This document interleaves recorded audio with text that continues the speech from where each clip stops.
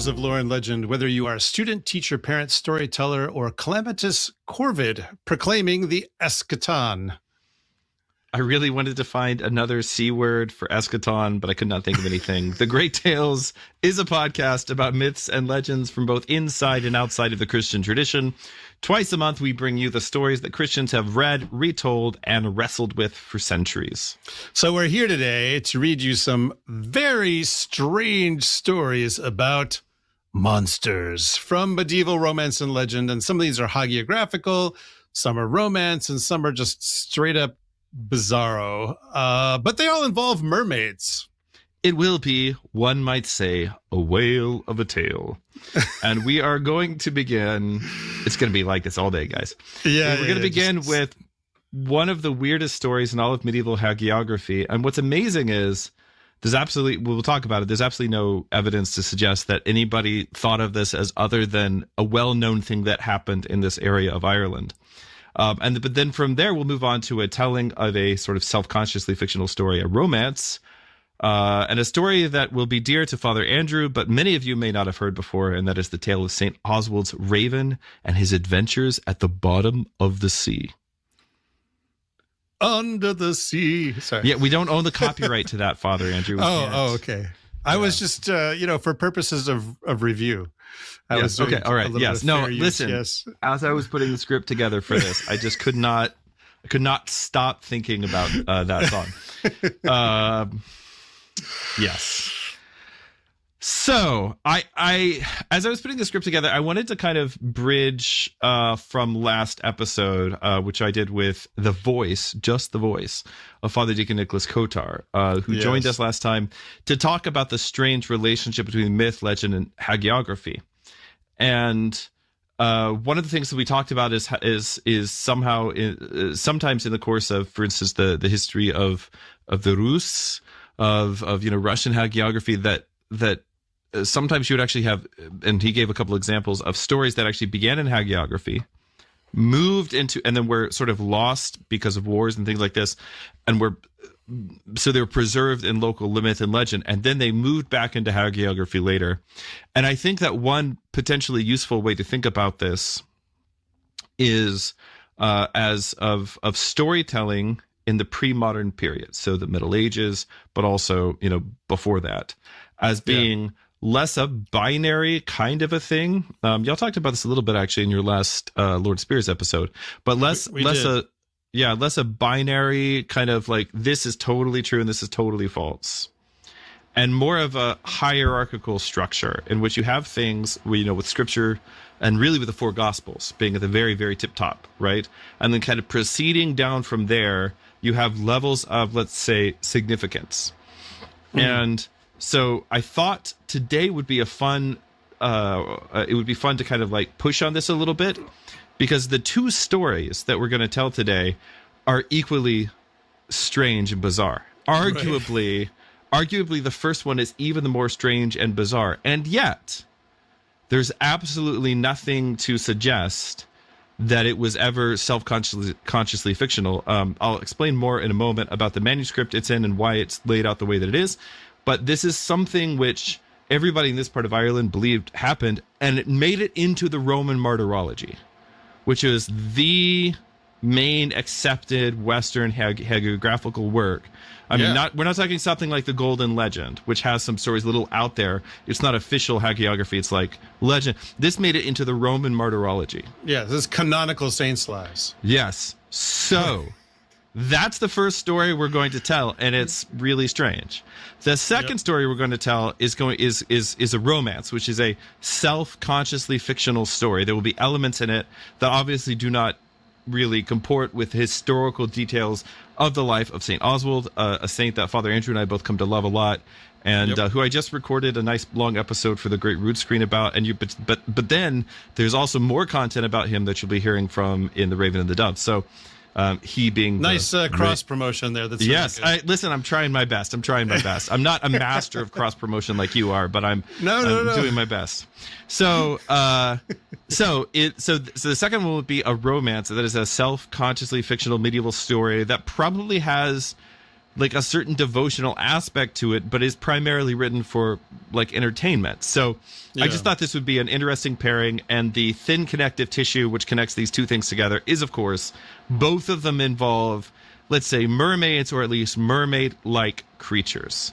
I say that because actually, technically, Liban, who's the first example we're going to talk about, she is not technically a mermaid for multiple reasons. One, of course, being the fact that mermaid is an Anglo-Saxon word. And secondly, there's no sense that she's like changing species. This is like a particular miracle that's done to her. So we'll get into it. So that's the kind of the plan today, is just to look at these two stories and then kind of see what comes out of the conversation. Okay. All right. I'm ready. I'm not. I would say I'm only just a little bit familiar with both these stories, so I'm going to be reacting along with the audience. I mean, I've read the script. I read the script, but you've been moving like till literally 5 minutes ago. That's pretty much true. I mean, so this is actually where my new are office. You right now, Father Andrew? So I am now at the new Three Martyrs studio. AKA the Palace of Podcasting. The Palace of Podcasting, that's right. In the general region of Raleigh, North Carolina. And the studio proper is, over this direction. Like the suite, I now am in a suite where there's multiple rooms, this is a crazy new thing for me, because before, I mean, you were at my previous studio. It's just this one room. Right, yeah. Basically an office room, down the hall from other offices. But now, like, I'm in a space which has multiple offices within it. And then there's a larger room that is the studio proper. We have a little kitchen. Very nice. Very nice. We even have a little balcony. If anyone needs to leap off the balcony to save someone for some particular reason, like if you need to Errol Flynn when you visit here, you can Errol Flynn. So just take notes, but please make sure you bring your climbing equipment for that, so that Errol Flynn will be done in a very safe manner. I've been trying to convince Father Andrew to do like an MTV Cribs, let us sort of walk through, like, this is my crib, this is where the magic happens, like little video for all of you. And he was like, I don't know, that seems dorky, but I was in a couple of weeks, actually, we're going to have an official dedication blessing here at the studio. Oh, nice. And multiple clergy from the area, many jurisdictions represented, are going to come, and we're going to pray together and bless this space, and then go have lunch afterwards, because that's what you do. Yeah. So it's as yet not quite fully dedicated. Not everything is put together yet, which is why I'm not in the studio proper. But we're getting there. Little by little, there's been just a whole series of deliveries of various things, furniture, equipment, et cetera, et cetera. So it's really exciting. Happy to be back in North Carolina. Happy to, find a new place to tell some stories from. And I'm just pumped. I can't wait to welcome you here later this year, actually, because I know you're going to come and spend a weekend here in the old North State, the land of the longleaf pine, my friend. I have to say, I have had many causes to go to North Carolina in the last 4 months. I've been there 3 times, and really loved it. Really, really loved it. Of course, my people came from the Carolinas, and then kind of slowly over the course of the 19th century made their way across to Texas. And so come home to your ancestral lands. There is something about being there that definitely feels very right. So it reminds me a lot of East Texas, which is actually the part of Texas that I'm from. And which is the bit with the trees, right? Apparently, yes. It's the end. It's the tail end of that long, piney forest that starts, up in the Carolinas and then makes its way down. So, anyway, it was really lovely to be there so many times this last year. It's a beautiful, beautiful state. Yeah. So, but now you're about to have the problem there that we've had in Texas for a while, which is now everybody, from California is moving to North Carolina. So. Oh, I mean, it's been, I don't know about Californians, but definitely there are a lot of Yankees that have relocated here. And I mean, the county that I used to live in, which is Wake County, from when I lived in North Carolina 22 years ago, has almost doubled in population over those 22 years. So it's been crazy. And of course, the church itself is growing like gangbusters. We just made 43 more catechumens this past Sunday. So I think it's well over 200 once again. So it's almost like growing a whole new parish every year right now. If you could just even imagine that, it's just crazy. So thank God it's beautiful, but definitely a very different scene than Orthodoxy in the Northeast. Definitely different weather than Pennsylvania. Also that. Yep. All right. So speaking of different weather from Pennsylvania. Yeah, speaking of different weather from Pennsylvania, let's go out, all the way across the pond, as they say, to Ireland. In Ireland, in the year 1100, there was a book composed. It is what, like other medieval collections, like the Exeter book, for instance, it is a collection of various texts, which were considered to be very important at the monastery, the monastery of Clonmacnoise, where it was composed. And these were texts that the monks continued to be considered to be very important. Things like the cattle raid of Cooley, which is the Ulster cycle. These are the great sort of stories of basically Bronze Age Ireland.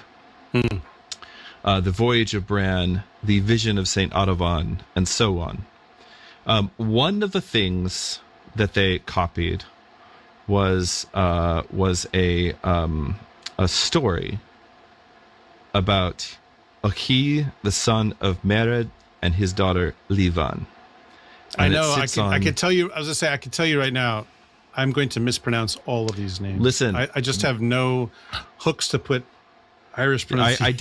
I did put some pronunciation guides in text, so hopefully as we read, we can refer to those. But I will just say, gonna apologize to all the Galtact people. Very sorry to all the Irish in chat. So sorry in advance. Actually, I will say my early episodes of Great Root Screen were pretty rough doing some of these names, and then I've been working on it. And so somebody commented a couple of episodes ago and just said, by the way, your Welsh pronunciations have gotten much better. Nicely done. And it was like, thank you, Father Jacob. Encouragement. So, that's nice. Yeah, a little encouragement, But so we are not native Gaelic speakers, and we'll get some of these names wrong, but we'll try our best. So there's this this particular part of the book has a series of stories, which are basically stories, Dinded Shenkas, which is the lore of places, place lore. So it explains in the region, this is why this town is named this way, because a long time ago this hero came and he founded it, and this is why this lake is named this way, this is why this river is named this way. Another famous old Irish work that is composed for a similar reason would be the Colloquy of the Elders, which we will definitely review at some point, because it's a great story about how St. Patrick baptizes the last giant of Ireland. And also how St. Patrick he's like, all right, now that you're baptized and all the demons that were following you around, now that they're gone, let's sit down. I want you to tell me some stories of old Ireland. Tell me who had the greatest hounds. Tell me who had the greatest table. Tell me who had the most beautiful wife. All the important things in life. And then, St. Patrick is really enjoying himself throughout the day. And then he goes to bed and he's saying his prayers and he says, God, I feel kind of guilty that I'm enjoying these old songs so much. And St. Patrick's 2 guardian angels come to him. I get 1, presumably. But St. Patrick, he gets 2. I bet you probably share one, actually. So. Yeah, it's totally possible. St. Patrick gets 2 guardian angels. This is a well-known thing about him. And they came to him and they said, Patrick, it's okay. Whatever is good will be preserved, and whatever is evil will be lost. And so it's okay. Please ask on and write down what he says. And that's the Colloquy of the Elders. So that's the frame narrative for the whole, but within that frame narrative, there's a prose narrative, and the prose narrative is actually a container for these much, much older, probably pre-literate Irish songs about who had the best hounds, who had the finest table, what are the 7 greatest silver drinking cups in all the land of Ireland, who had the most beautiful wife, on. So these are old things. As I say, that idea of, whatever's good will be kept is very Basilian in terms of our very first episode, right? This notion of just hang on to the good stuff and anything that's not good, pass it by. That is actually why one of the reasons I would like to hit that text at some point in the future is, or at least parts of it. It'd be too long to do in even several episodes, but to like do a few vignettes from, because it's a perfect explanation for how the medieval Irish Christians, who were Orthodox Christians, how they thought about what to do with their old pagan past, which is very much I think a good model for us. So in any case, you have a frame narrative. Within that frame narrative, there's a prose narrative, and within that prose narrative, they clip in much older oral poetry that was certainly predated the coming of writing systems to Ireland. And you have a similar kind of thing happening in some of the Germanic sagas, but this is very, very old because they got writing a long time before the northern Germanic tribes did. Yeah. So, in a similar way, this particular section of the Book of the Dun Cow is doing this kind of thing.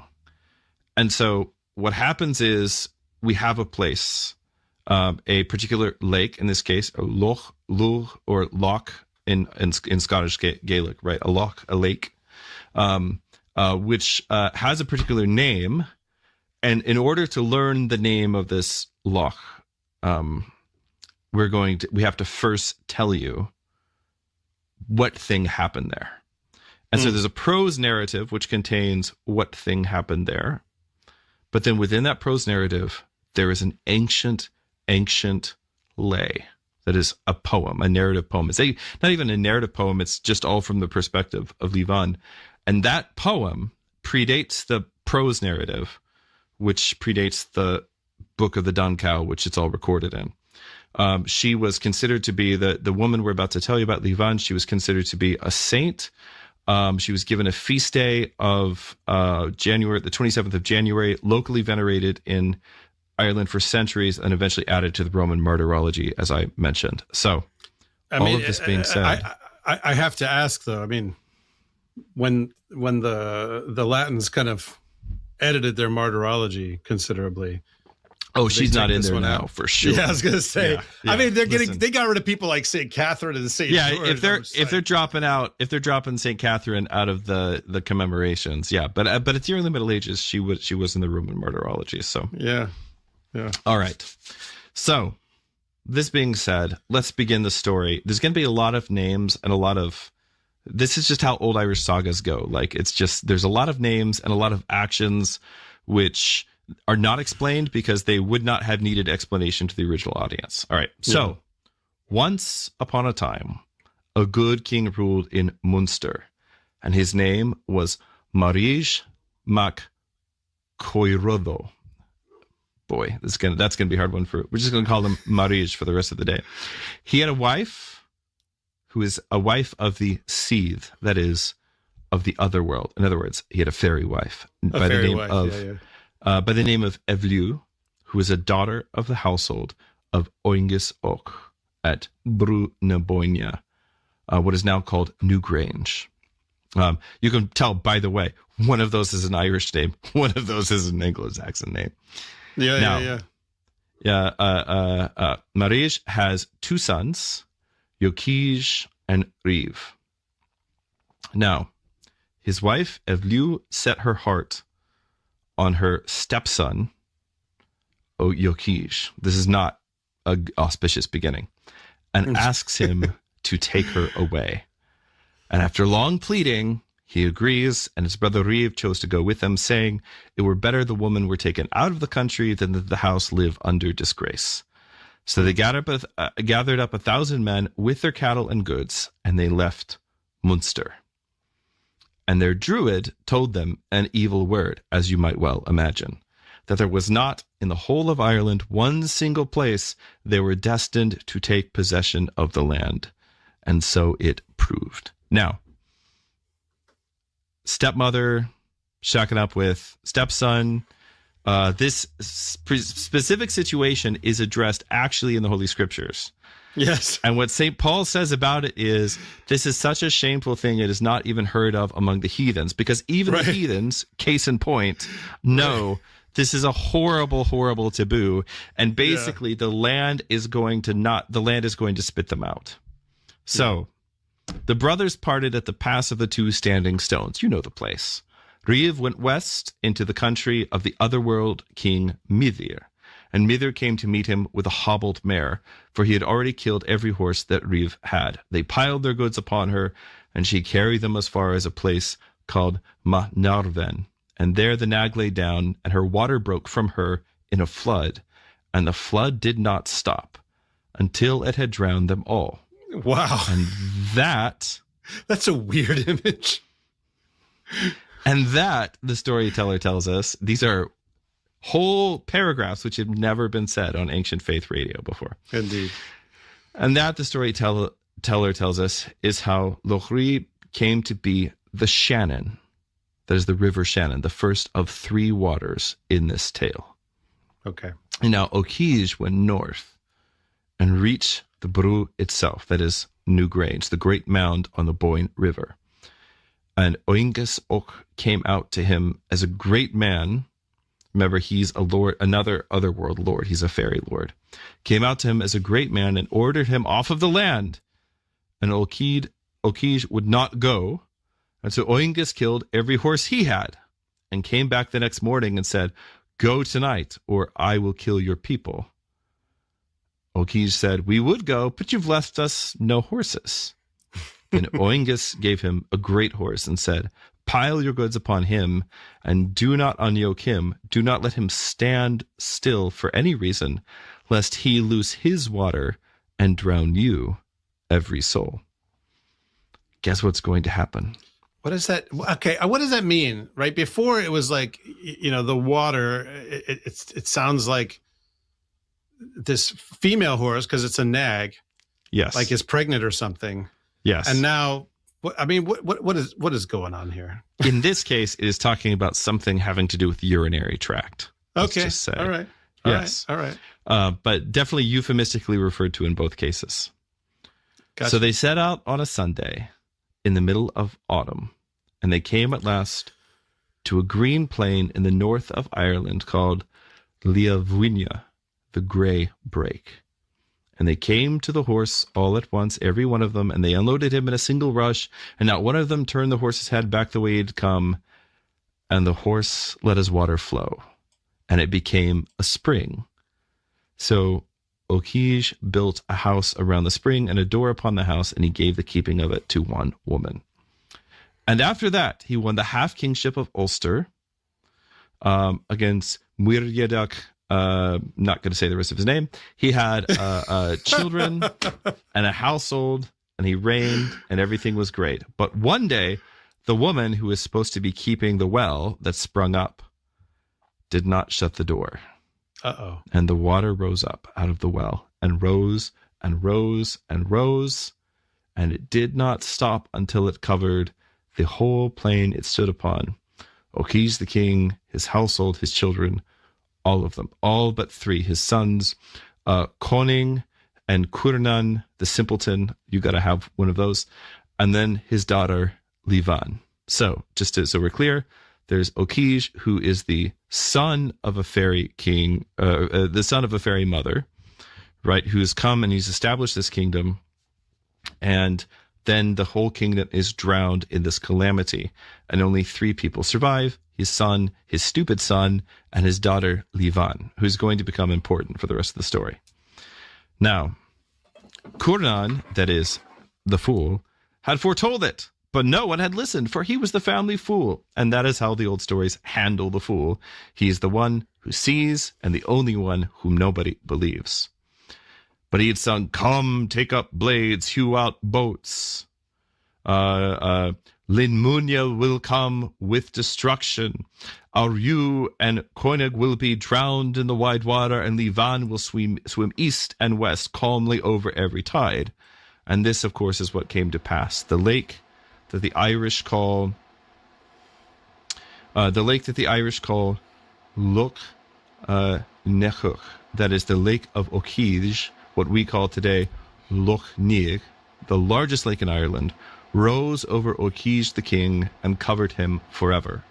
But the girl, Liban, would not drown.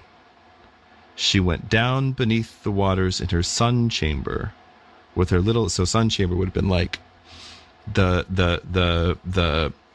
kind of the outer part of the house. Like, it's like an enclosed, but, it's like a sunroom, basically, right? Yeah, She went down into the waters in her sun chamber with her little lap dog beside her. And the Lord of the Waters, which is a common Old Irish name for God, as in the Christian God.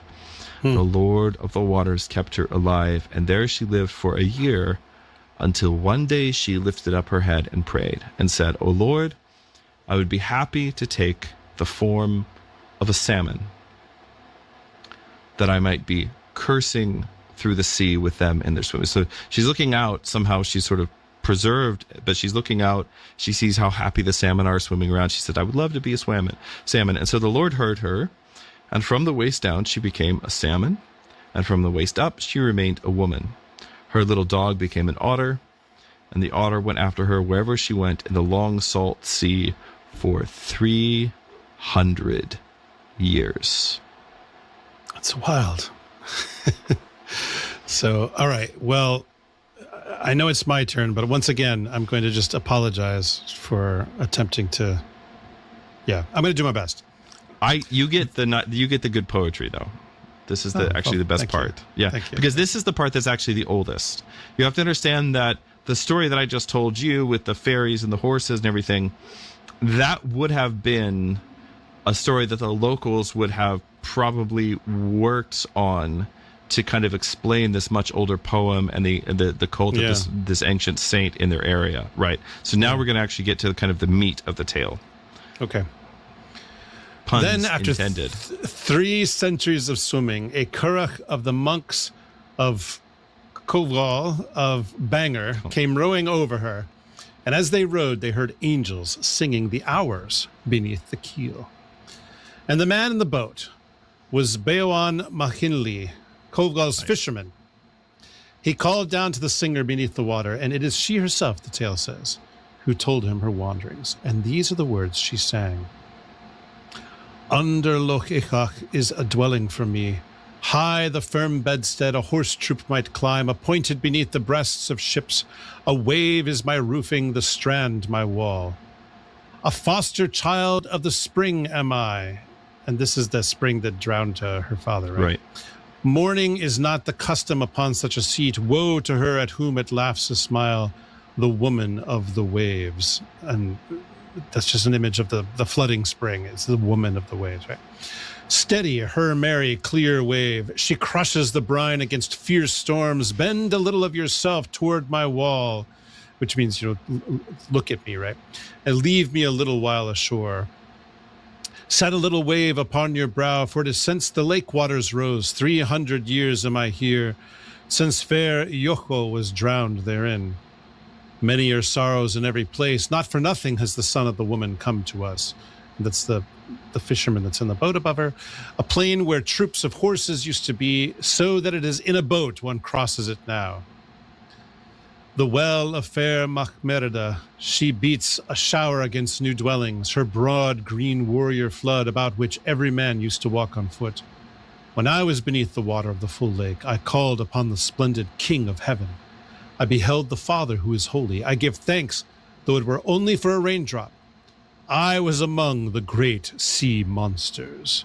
I swam the merry, clear sea. A wave bore me over the flood of Letha, which is Brittany, the Western Ocean, in the form of a salmon, except for my head. Whether I was a human being or a sea beast, the chieftains of the plains of Bridal, which is Meath, that's the royal heartland there in Ireland, loved me.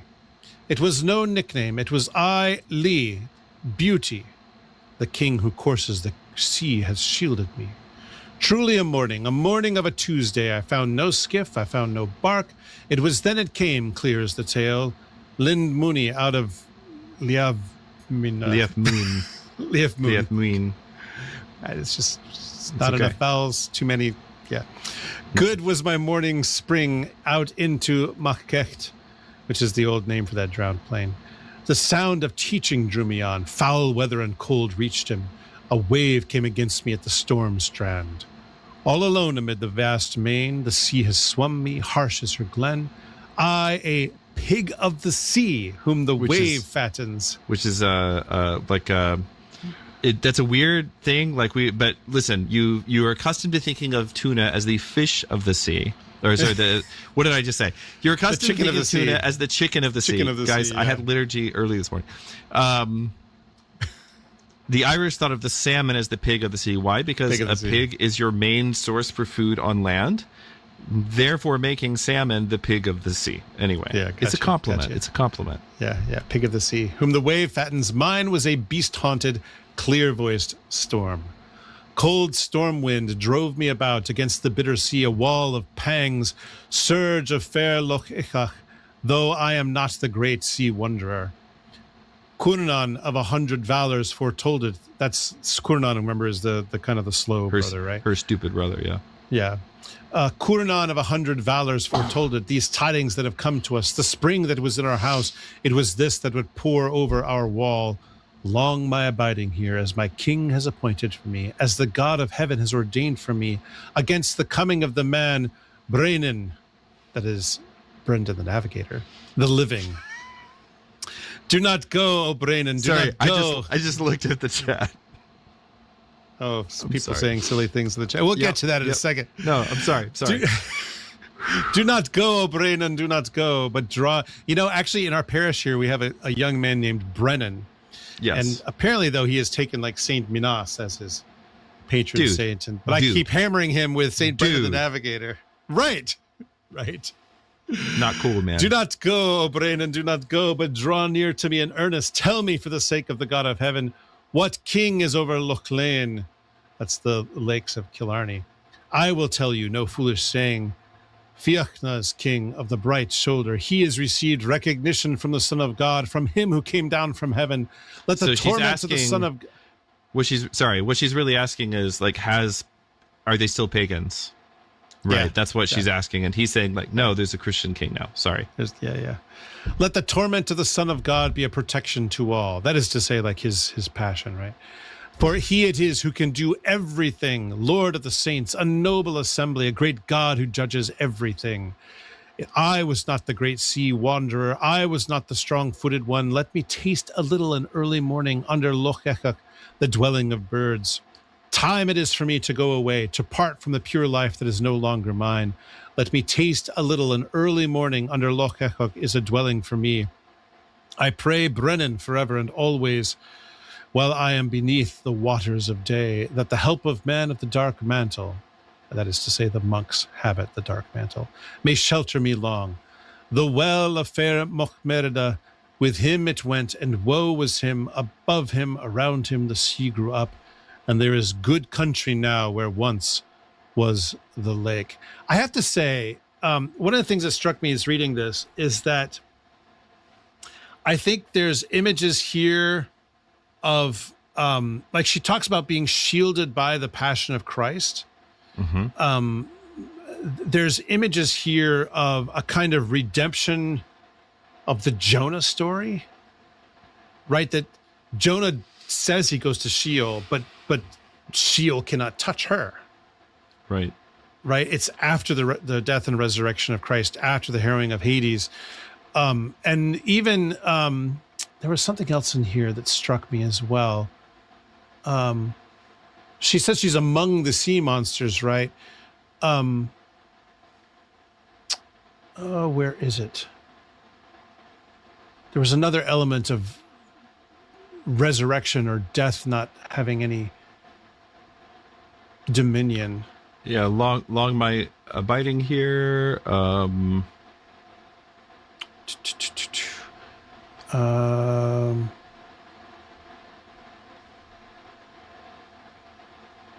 don't know, but there was something else here that kind of struck me along those lines. And so I think that there's this sense that that death can't touch her, that death has no dominion over her. I mean, she's lasting for hundreds of years, right? I now remember. It's not said here, but the thing about her being there for hundreds of years and being protected the whole time struck me as similar to the story of the seven sleepers of Ephesus. Yes, right. Who go down into the underground, and it is said that they die, but it's also said that they're sleeping, and then when they come out, it's regarded as being a sign of the resurrection. Right. So yeah, there's something else here that's going on. At least that's how I'm reading it. I don't know if that's intended or not, but I mean, that's definitely, I think, right. What I would say to somebody who's struggling with this story, which again, the poem itself, this is the part that is not kind of fanciful. Like people would not. It's just so different. It's really hard to get into the headspace of a 9th century Irishman, right? But the part of this that is fanciful is not the part where there's a girl that is preserved beneath the sea until the coming of Christ, and then she's brought back up again, one would almost say resurrected, so that she can receive baptism and die a Christian death. Like, that is actually not the fanciful part of this. If you had told that part of this part of the story to somebody in 9th century Ireland, they'd say, well, stranger things have happened. Right. That's not actually the difficult part of the story. Now, some of the other stuff with the horses, maybe that's a little more fanciful. Although, again, I've never met a fairy horse. I can't speak to what the deal is liquid wise. Okay. But the thing is that the she, especially in this, the framework that this is being composed in, the she, of course, have an association with the old gods. Right. So again, if it's helpful to think about the story, it would be that these a man engages in a forbidden, even by pagan standards, relationship with his stepmother. He goes off to start a kingdom, but the land itself and even the fairies, like the representatives of the pagan gods, they all reject him. And eventually calamity strikes and it drowns the entire civilization. But there was one person in that civilization who, by the grace of God, was already beginning to call out to the one true God, like Abraham. I have to say, by the way, we are going to... Oh, go ahead. Oh, and I was going to say, and she is preserved until the coming of Christ, or that is until the coming of Christianity to Ireland 300 years later. Well, and here's the thing, like, if death is going to be in the water, right, and you're going to be preserved through that, I mean, the salmon image, right, it seems appropriate. I mean, what else would you do here, right? By the way, to me, the salmon is like ancient Irish Christians and modern day Alaskan Orthodox Venn diagram overlap. There we go. That's right. So I was going to say, we're going to address the chat, of course, a little bit later. But someone asked, I think is a good appropriate time to mention this. Someone asked if we're going to do some more Irish stuff, if we're going to do maybe the Voyage of St. Brendan. And we hadn't discussed it to this point, but I mean, why not, right? I think you've done some other stuff elsewhere, but why not? I mean, that's definitely right up our alley. But also we should say that this summer, you and I are going to locations in Ireland. I'm going to talk about where Ireland St. Brendan until you guys are like just sick of me. Like, it's going to... So I would say two things. First, yes, we will probably do the Voyage of St. Brendan just as soon as I figure out the best way to talk about it again. Yeah. It is a very difficult story to get through, not for the modernist reasons, but just because it's very, very dense meaning-wise. Yeah. But I was given... At the Symbolic World Summit this last weekend, I was given a beautiful handwritten illuminated manuscript of the Voyage of St. Brendan by somebody in the community who made it and gave it to me as a gift. And unfortunately, It is in the house right now, but it is gorgeous, you guys. So just please, I love that story so much. We'll definitely be talking about it. And so, and in the interest of a little bit of cross promotion, and which I get no kickbacks for this, but I will just say that Ancient Faith has published an awesome graphic novel of the Voyage of St. Brendan, which is really great. And also a podcast dedicated to telling the stories of Irish and British saints. Which also has the word great in the title, yeah? Also has the word great. We have great root screen, we have great tales. I actually thought of another podcast, if I'm ever blessed to do it, which also begins with great, which I will not. That's great. Reveal That's now. Great. Yeah, it is great. Yeah. And then, yes, we are going to Ireland, and we're going to do kind of what we did in Scotland and the north of England. So we'll be there with cameras. And we'll be going to a lot of very, very important holy sites, including several associated with St. Brendan. So, just stay tuned. Stay tuned and watch all the things. Subscribe to all the things. There's just no other way, you guys. Listen, guys, I'm recording like 5 hours a week. So at this point, if you're not inundated with content, it is not my fault.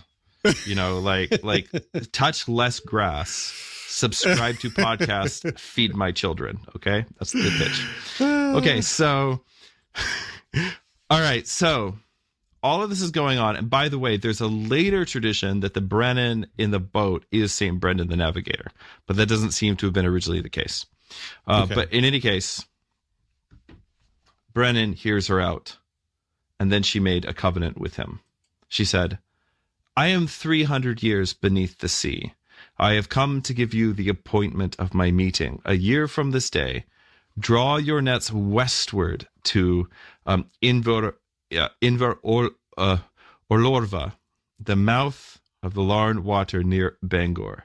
Be there, waiting for me with Comgall and with the saints of the Dal Aradia. Tell Comgall and tell the rest of the holy men to come." So in other words, get all the monks, meet me here a year and a day from now. Is this Dalriada up there in? Yes. Yeah, but this Scotland is the older way of the Irish. Yeah. Older way of saying it, or at least related to that kingdom. Yeah. And he says so he's because that kingdom was a trans-Irish Sea kingdom. So right, it was another properly British, roughly Welshish kind of kingdom in what is now Scotland. Yep. So they would have been Christianized early on. That's right. And Brennan said, "I will not say it unless I am paid for the saying. So I'm not going to deliver your message unless you pay me to deliver the message." And which, by the way, listen, if you're ever asked to carry any kind of a message by a fey creature, you should ask for payment. Because the things they can give you are typically better than just like normal things. And she said, so this is a good question. She says, "What price do you ask?" And then he answers in a very Christian way, which is to say that when you are taken, that is when you are caught, when you die, you will be buried with me in my own monastery. And she said, "You shall have that." All right. So a year went by. The nets were set at the mouth of the Larn water with Comgall on the strand, and Brennan with him, and the holy men of the country of the Crithni standing beside them. And she was taken in the net of a man called Fergus O'Miliuk. I love a good Fergus. They drew her up onto the lead. It's just one of those names that just... There's always a Fergus. Yeah. They drew her up onto the land. She lay in the boat with water about her, half a woman, half a salmon, and her form was wondrous, and great crowds came down to look at her. There was a young chieftain there of the line of Koning, that is, of her own brother's line, 300 years gone. I like how we've said his name like 4 different ways now, by the way. I know. So this is like her... It's okay. This is her super duper great nephew. Yes. Right? Basically, And he wore a purple cloak. She stared at him without ceasing. The young man said, "If it is the cloak you are looking at, you shall have it." She said, "It is not the cloak. There was a purple cloak upon Yokich the day he was drowned." And then she said to him, with the second sight of her 300 years on her, so in other words, her ability to kind of see, like she's apparently a little clairvoyant, right? "A blessing upon you and upon the man of your station after you for that kindness. Never in any assembly where he stands shall the man of your station have to name himself. He shall be known." But a great black truculent warrior came forward then and killed her little otter, the lapdog who had followed her 300 years through the salt sea. And to him and to his people she gave a darker word, that their weapons should rust upon their dunghills, and they should have no power to avenge any wrong until they had fasted in penance at her grave. The young chieftain, the kind one, knelt to her then. So she sees this chieftain who's a descendant of her brother, and he reminds her of her father. And this to her is such a kindness. Think about the fact she hasn't seen a human being in 300 years. And so seeing this image that reminds her of her brother and of her father who she's lost, she takes that as a kindness and she blesses his family. And then some idiot kills her little otter. This is kind of like I've been reading in the evenings. I've been reading my kids one section at a time of the Rime of the Ancient Mariner. I don't know if you've read this. Oh, absolutely. Water everywhere. And nor a drop to drink. Yes, with a big albatross around the... I read that as an undergrad and loved it. Yeah. A lot of people read it in school. It's a lot of fun, and I've really enjoyed revisiting it with and reading it to the kids for the first time. But, of course, when he shoots the albatross, all my kids are like, what? Why did he do that? I was like, you have to understand, some people are just kind of senselessly cruel. Yeah. And a lot of those people... He has to go to a priest later. Shrieve me, holy man. He has to go to confession, basically, for this act. Yeah, well, that is what you're supposed to do. Yep. So now there fell a quarrel among the saints because of who should have her. That is basically who's... there's nothing sexual about this. I shouldn't have to say that, but it's not about that. It's more like, this is obviously an amazing, wonderful, holy person. Who's, where's she going to end up? So Comgall said, she's mine. She was caught in my land. And Fergus said, she's mine. She was caught in my net. And Brennan says, she's mine. She promised it to me herself beneath the keel of a curragh a year ago this day. So all the men kept the fast together and asked the Lord to judge between them.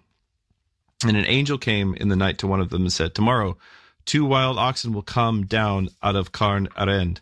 Yoke a chariot to them and set her in the chariot and tell her and let her go where the oxen take her. Seems a little Book of Judges-y. And it happened, or wait, is that Book of Judges or that's 1 Samuel? Anyway, it happened as the angel had said. The wild oxen came down out of the cairn and they bore the chariot and her in it to Tiek to Beok, the house of the 2 Beok, which was Brennan's own monastery. So the Lord answered the question himself and kept her promise for her. Yeah. It's interesting to me how, like, one of the ways that the will of God is discerned in a lot of these stories, and frankly in the Bible sometimes, as you mentioned, is God basically saying, do this thing that sort of leaves stuff up to chance, or at least what, from a human point of view, appears to be chance. In this case, the will of an animal, and then that'll be the right way. It's not, which should, by the way, is not the same as divination. No, like divination is when you like cut open an animal and you get a horospex to like look at the innards. Right. Divination is this mark means this mark means that, or like looking at the flights of birds and saying, oh, I can read that. No, this is not any kind of complex sort of code that you have to have a special professional. Divination is more of a hard science, actually. No. Yeah. Whether or not you think it works, it was treated more of like a hard science than this, whereas this is just sort of like, okay, God, do what you're going to do here. Yeah, exactly. Okay. So then the clerics gave her choice. They said, choose, be baptized now and go to heaven this very hour, or be baptized now and live 300 more years among us in the body and go to heaven at the end of long days. She chose that very hour.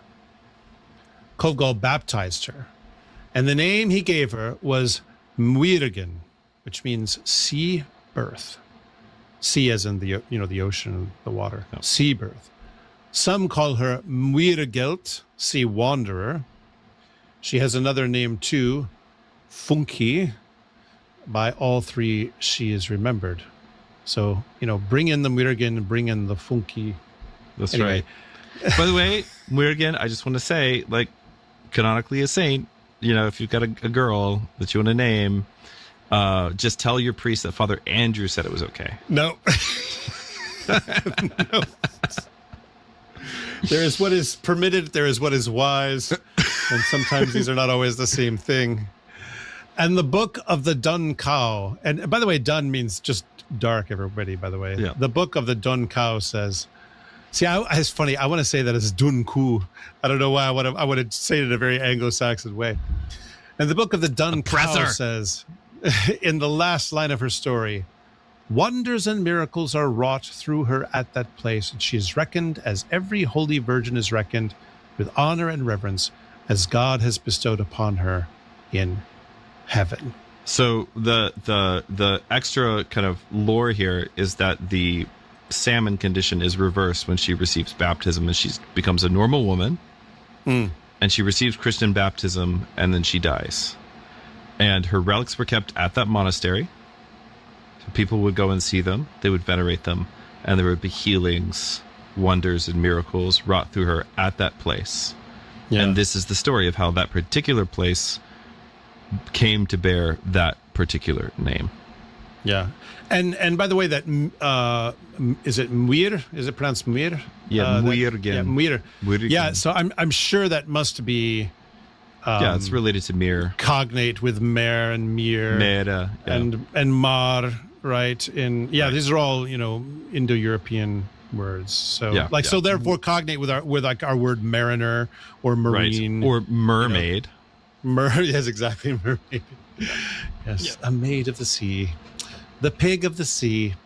The pig of the sea. It just doesn't sound right. Again, I don't know, if you spent any amount of time with pigs, which I have a pig farm. Of course, which is maybe like the most like back to my Bronze Age roots thing I've ever done in my life. Like pigs are actually lovely, intelligent, wonderful critters. Here in North Carolina, we have feral hogs. I have hunted many feral hogs. You have hunted the feral hogs. So I've hunted hundreds of feral hogs, actually. Yeah, I will kill all that you eat. Feral hogs. Here. You eat all that I kill, you mean? That's exactly right. Yeah. Yes, eat all that I kill. Yes, I'm trying to. There's a quote from Much Ado About Nothing that's just not coming to me, but you'll think of it anyway. Yeah. All right. So, any thoughts? I mean, we kind of talked about it as we went, but any closing thoughts on this? I think, to me, a very wonderful story. Yeah. No, I love it. I found it very charming. It's a little odd for sure, but.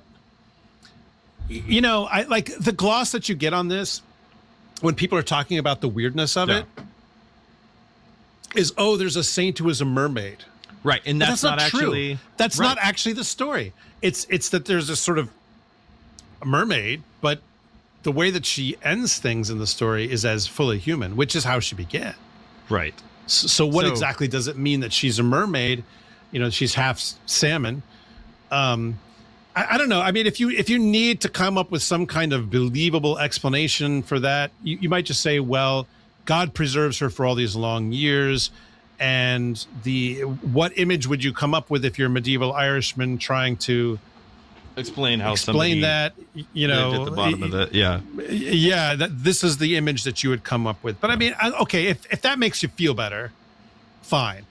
But again, I mean, these are the tales of miracle and wonder, right? Right. In the words of Paul Simon, this is the long distance call. You caught that one? You're a Paul Simon fan? Okay, that's good. Good. Listen, I'm slowly working my way through time. Okay. Well, that's the late '80s right there. That's where I currently am. So yeah. So, I mean, these stories are filled with that kind of thing, and frankly, even the Scripture itself has.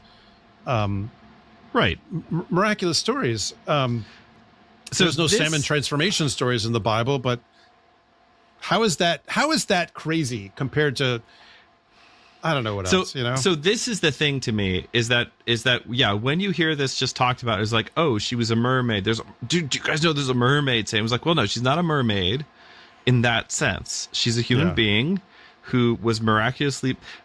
The story is actually not that weird to me, and I don't know if that means like I've fully made the jump now or what. But like to me, it's just like the story. It's just not that strange. Well, like it's when got you look this into beautiful. Well, I mean, there's the story. Like for instance, there's a story of Saint Patrick and some of his disciples, right, being transformed into deer, so they could get away from wolves. Is it from wolves? I'm just dragging this up out of my deep memory here. Something like that, yeah. There's a lot of St. Patrick stories, and I haven't read all of them. But yes, like that might be an interesting theme. Is saints who were transformed into animal stories, because there's more than one. You guys, this is not the only one. Yeah. And I think including in the East, the fact that she remains half human in her transformed state, I think is a way. Like one of the things that it conveys is she is still human. She has not simply become an animal. And especially when you get this length of time, I think it's important to have that human image included. So it's not just, okay, she became this big fish. Yeah. to indicate she's still human the whole time. She still is who she is, right? She still is Liban.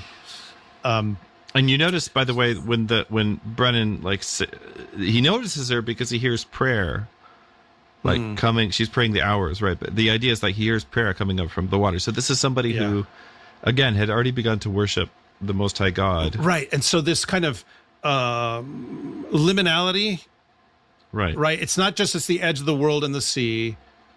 It's also and it's not just she's liminal in that she's human and not human. But alive and not alive. Alive and not alive. And pagan and Christian. Not quite Christian yet. She's not quite Christian One yet. Could almost say she has a foot in both worlds, except that she has no feet. So... Yeah. But I mean... I want to be part of your world. That is... Yeah. Yeah. But in this case, it's like the thing that she wants to do is be a Christian, and so God preserves her until the time that she can receive baptism. And this is not weirder than the well-attested story that God saved the Emperor Trajan, either by just taking him out of Hades into paradise or by resurrecting him long enough to be baptized.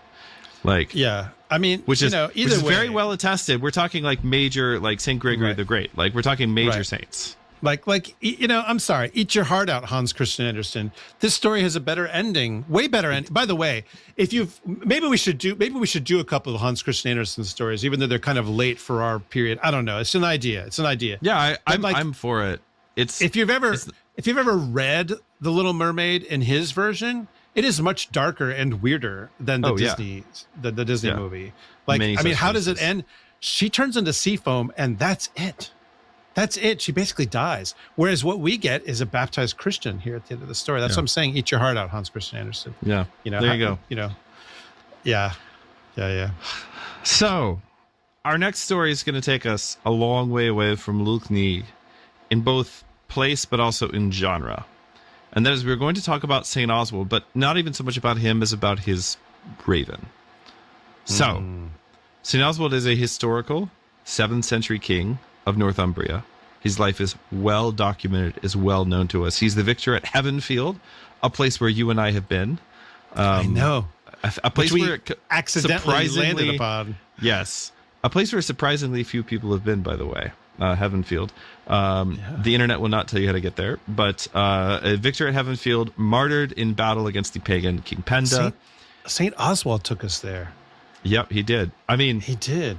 There was definitely an actual raven on the fence post. Yeah, it's true. I mean, it was crazy. But anyway, so he's one of the great saints. Stuff is real, you guys. So he's one of the great saints of the English North. The Venerable Bede is the primary source for his life. Their relics are in the same church there at Durham Cathedral now.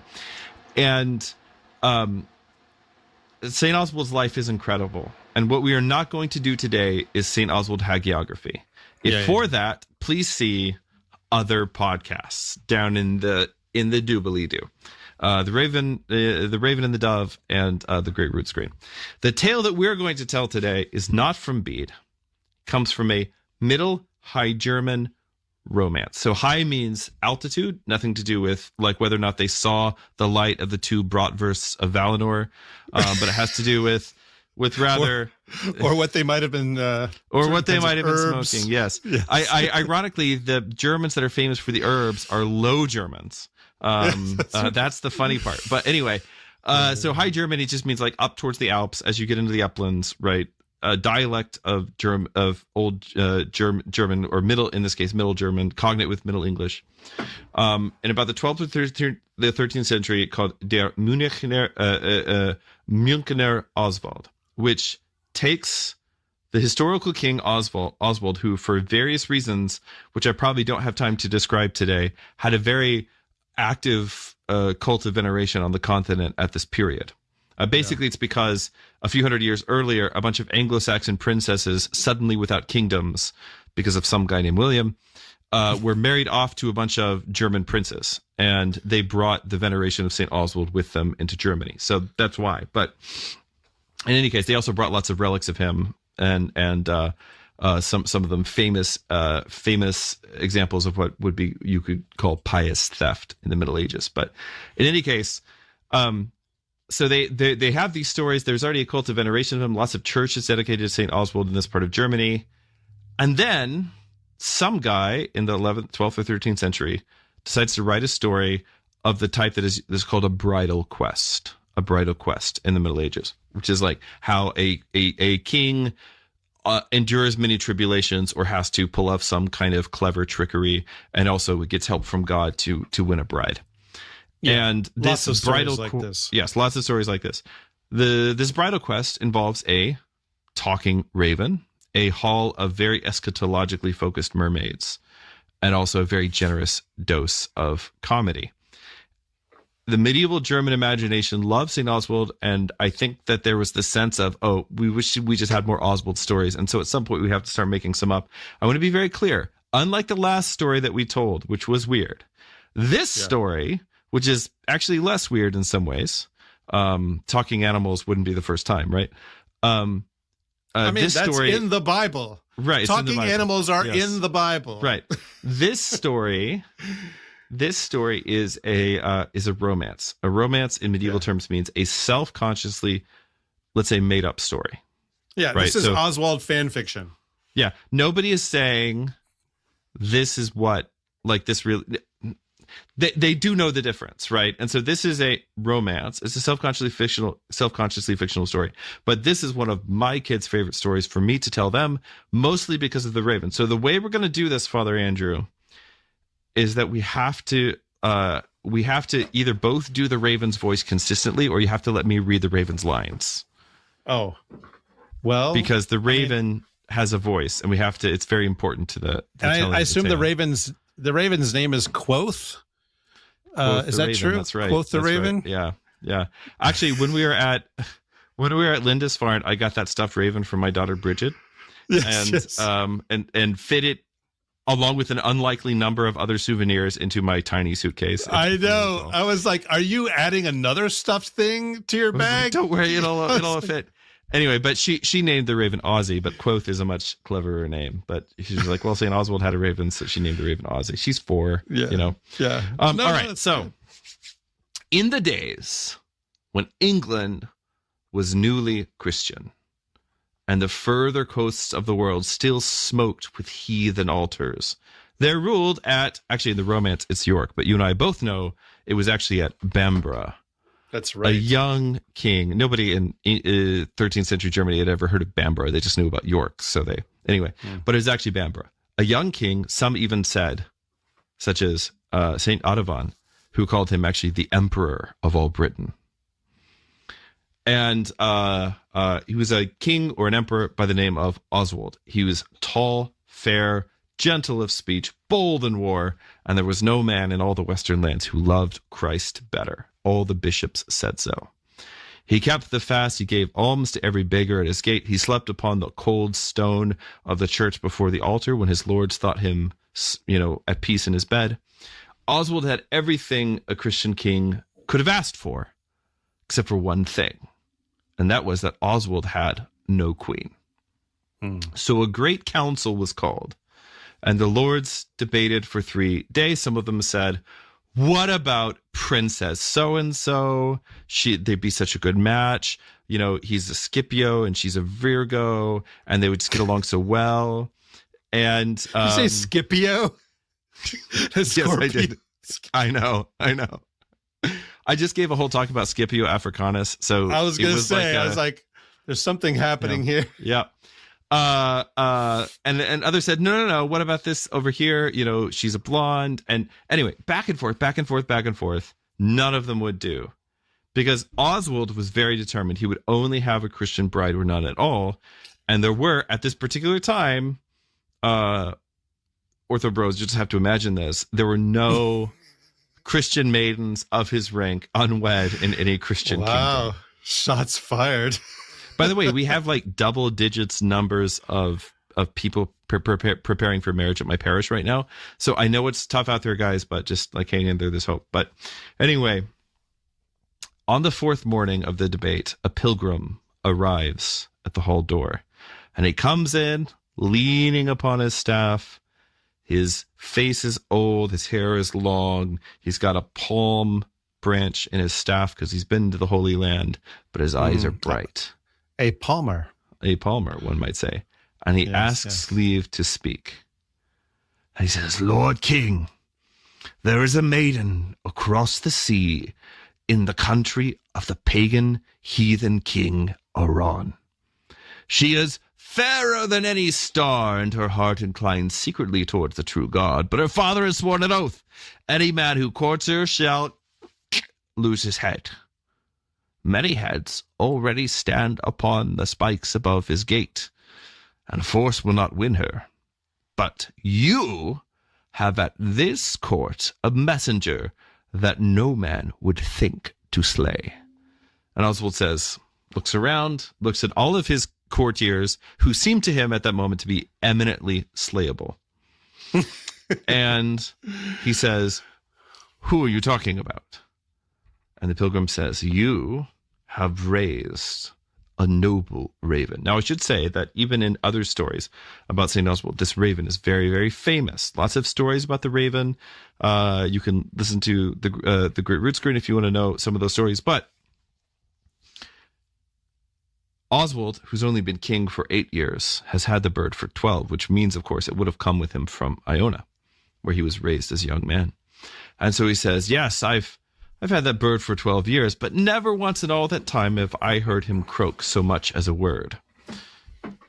And the pilgrim says, that is because God has not yet bidden him to speak. He will speak now. And the pilgrim told the king to summon the raven. And so Oswald, whistles. I can't do that whistle, by the way. It's like, I can't do that one either. I can whistle, but not that thing. Or like this one, I just can't, if I could ever figure that out, Lord, let your servant depart in peace. This agitates me every day. But anyway, my grandpa could, you could hear it everywhere. And I've never been able to figure it out. He tried teaching me, but I was a bad student. So he whistles for the raven. The raven is sitting up at the highest tower of the city, and he would not come down for any calling because he is, in fact, as many ravens are, I'm sorry to say, quite a stubborn and impudent creature. But then the pilgrim speaks a prayer, wraps his staff on the floor, and at once the raven comes flapping into the hall and sits down at the high table among the wine cups. And he turns his bright eye upon all of them, and he says in good, clear speech, God's welcome to you, holy man. Ah! So you have to do that if you're going to do the raven's dialogue, Father Andrew, just so you know. The corvid croak, as it were. Yes. Everyone goes completely still as ice. And the pilgrim bows to the bird as to a brother, and the raven preens one of his wings, and he says, wine, give me wine. And so they bring it, and he begins to drink. And the king and the court just sat staring at him with their mouths agape through the rest of the dinner. And by the morning, the pilgrim was gone mysteriously as he had arrived. I think what I'm going to do is going to have you do so we have consistency of the corvid croak. That's right. Yeah. Because we're all still kind of a little traumatized by COVID-19. So it needs to be, sorry. Too soon. Too soon. Now the raven, having found his tongue, used it. He demanded a fine seat at the king's right hand. He demanded that he be served first at every course, and that the meat be cut small for him, and that no dog should come within 10 feet of his perch. He demanded a chessboard, for he had a fancy to play, and he played and won. He was, so said the older servants among themselves, a very courtly sort of bird. The king bore it patiently, for he loved the creature. Besides, the bird was about Christ's business now. A goldsmith was set to work and made a fair ring graven with the king's name, and they bound it upon the raven's foot with a silken thread. They wrote a letter in small, clear script and tied it beneath the raven's wing. They cut him a little mantle of silk with seed pearls along the hem, that the heathen princess might know he came from my king. The raven inspected the mantle in a polished basin, turned this way and that, and judged it acceptable, and at last spread his wings and rose high into the air. and he flew east over the bitter sea, which is to say, the English Channel, or as the French call it, La Manche, the sleeve. 3 days and 3 nights he flew. And on the third day, a great storm came down upon him out of the north. The wind tore at his pinions. The salt blinded him, and he sank lower and lower as his wings got heavier and heavier, until at last he fell into the sea and was caught, before he drowned, by the white hands of mermaids. And the mermaids drew the raven down to their holes beneath the waves. It was a strange, curious hall, decorated, one assumes, with mermaid kitsch. Mermaid merch. Mermaid merch. Yeah, I mean, I assume mermaids must have their equivalent of, like, a Marshall's Home Goods, like, down there at the bottom of the sea, and just, like a shabby chic, white boards with, live, laugh, love, but mermaid style, a couple little shells. Anyway, so the hall is all decorated mermaid style, and there's a long table there set for a feast with bread rolls, roasted venison. Where they got the venison, I don't know. Where they got the rolls, I have no idea. Where they got the golden cups of wine, probably at the Mermaid Total Wine, I don't know.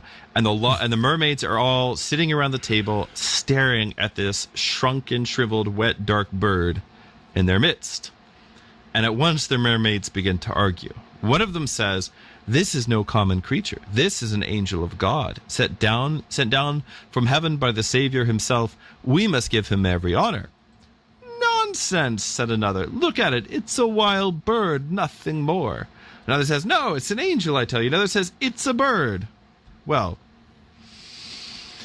the raven listens for a while, catching his breath, drawing out his feathers, trying to figure out how exactly to get out of this particular predicament. If he says he's angel, they won't let him go. And if he says he's a raven, just a normal bird, then who knows what they're going to, you don't know what mermaids are going to do with a bird. So he's just kind of thinking over this in his head. He's no sailor. But he starts to think, maybe I could use this situation to my advantage. And so he stands up and, quote the raven, begins to address them with such grave and Christian courtesy. "Friends, mermaids, country fish, lend me your ears." My kids think that's hilarious, by the way. The angel party the angel party is at once totally vindicated. They're like, okay, obviously birds don't talk, so like this has got to be an angel. Listen, it talks, it has wings. What else could that be but an angel, right? So the mermaids set him at the head of the table, and they bring him out the best of the venison and the best of the rolls, and they pour him cup after cup after cup of their wine, and he eats the rolls, and he eats the venison, and he drinks cup after cup after cup of wine, and he sends his compliments to the chef, and he tells jokes, and he's the life of the party. And as Dr. Martin Shaw would say, now we are beginning to move into jubilation. And finally he says, okay, I feel dried out enough, I'm warm enough, my stomach is full enough, I'm ready to leave. So he says, well, it's getting rather late. But the mermaids are not going to let him go. They say, no, such a marvelous guest is not to be parted with so soon.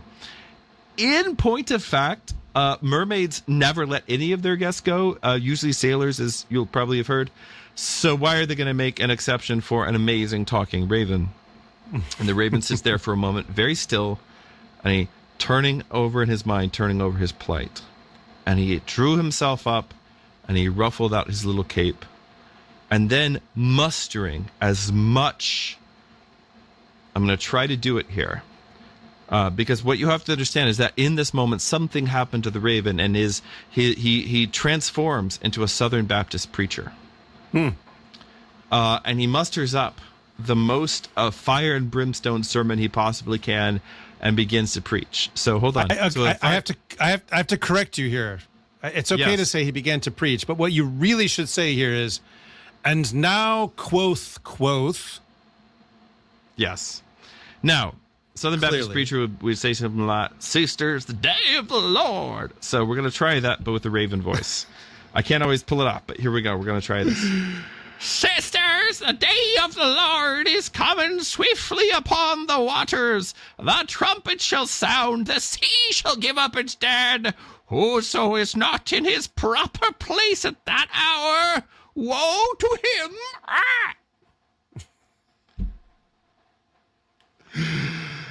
You see what I do for your entertainment? The mermaids fell into great consternation, and they immediately ran about trying to get things in order, one assumes, for the rapture. And they forgot to watch their guest. And he sees this moment and flies upward through the green water, burst out into the sun, and flew onward towards Aron's tower. As he was singing the whole time, "Some bright morning when this life is over, I'll fly away," which I'm pretty sure is a public domain by. I'm pretty sure is a public domain by now, so I can sing this one. Definitely, that's right. Definitely. So he came to a window where the king's daughter sat at her embroidery. She was tall and slender, with hair as gold as new wheat. The old romancers would have had much to say about her beauty, while as white as the snow of one night were her two hands, soft and even, and red as foxglove were her two clear, beautiful cheeks. Dark as the back of a stag beetle were her two eyebrows. Notice that there are two of them. It is not a single unibrow. Red as rowan berries were her lips. The old romancers would have gone on to tell you about the beauty of her shoulders, the excellence of her voice, and so on and so forth, describing her feminine perfection in detail that would really push the PG rating of this podcast. Did you get the point? The dark bird with his pearled mantle dropped onto the sill before her and quoth, You have to do the voice, I'm telling you. Oh, right. Sorry. This was the deal. Quoth. "Lady," he said, "I come from Oswald, king of the north, Bretwalda, high king of the 7 kingdoms, and by the will of God, emperor of all Britain. I bear his ring and his letter. He hath heard of thy beauty and of the secret desire of thy heart, and he saith to thee, be his queen and Christ's daughter both." The princess wept. She had prayed in secret to the Christian God since she was a little child, and now at last her prayer had been answered. She read the letter, she pressed it to her lips, and she said, "Tell thy lord I will come. But my father's sword is long. Bid him come well and come prepared. Here is my own ring. Carry it back to him in pledge." The raven took her ring upon his other foot, but before he could fly, the door of the chamber burst open, and there stood King Aron, who had heard talking and had come to see with whom it was that his daughter spoke. Aron was not a foolish man. He saw the bird and the rings and the silken mantle, and he understood at once what sort of business was underfoot. Underfoot, afoot, underfoot, afoot. He bellowed for his guards. "That bird," he roared, "shall be hanged." Which, I mean, I just kind of logistically, I don't know how you... Anyway, "I will hang him on the highest gallows in the city. Bring rope, bring a crossbeam." Now, this was obviously a silly idea, since gallows are really only designed for unwinged creatures, but Aron was blinded by his rage. The guards rushed in. The raven, who was, of course, shocked and appalled by the pagan king's lack of hospitality, even a pagan should have that, and the boorishness of his guards, lifted himself in fury through the high window, taunting them as he went. Arrows hissed about his pinions. He flew higher and higher out of bowshot, then turned westward into the setting sun. But the raven's trials were far from over. Halfway back across the bitter sea, the wind rose again, worse than before. The raven was beaten down toward the sea foam once again. And in the violence of the gale he lost his hold upon the ring, the princess's ring, the token of her pledge, and watched it fall, flashing into the deep green water. He landed half dead upon a rock where a hermit kept his cell. But the hermit knew him before he spoke, for he was the same hermit who had appeared as a pilgrim in Oswald's court many months before. And the hermit said, "What ails thee, brother Raven?" already knowing the answer. And the raven told him about the lost ring. And the hermit said nothing, but went into his cell, knelt down, prayed, then came out and walked to the water's edge, and once again tapped his staff twice.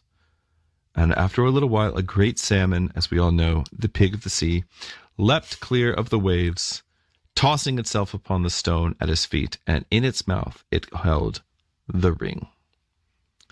And the hermit said, "Take it back to thy lord, and trouble thyself no more."